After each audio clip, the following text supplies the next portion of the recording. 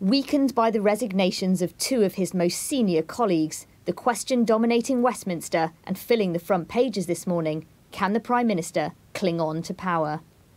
Glum faces at yesterday's cabinet in the hours before the resignations.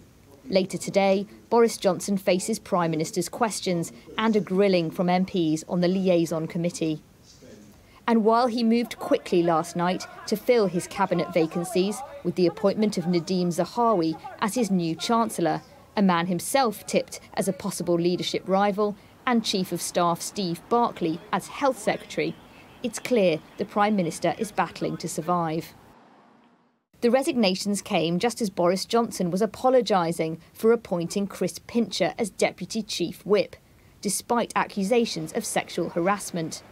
Boris Johnson acknowledged he had been told about a previous complaint following days of denials from Number 10 that had been the case. In hindsight, it was the wrong thing to do. I apologise to everybody who's been badly affected by it. I'm just going to go and spend some time with my family. Thank you for coming.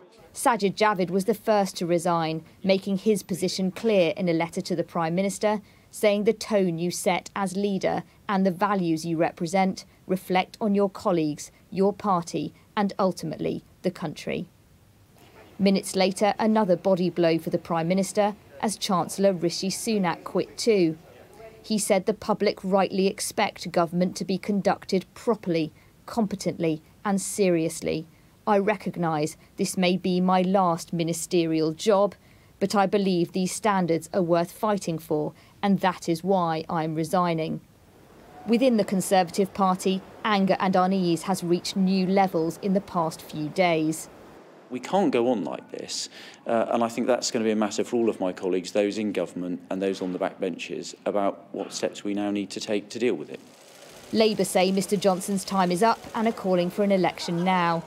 Changing one man at the top of the Tory party won't make any difference. It won't fix the problems. Let's have a fresh start for Britain. Let's have a real change of government. Last month, Boris Johnson narrowly survived a vote of confidence in his leadership. Technically, he's immune from another such challenge for a year, but Tory rebels could try and use elections to the 1922 committee of Tory backbenchers to change the rules. Tamara Cohen, Sky News, Westminster.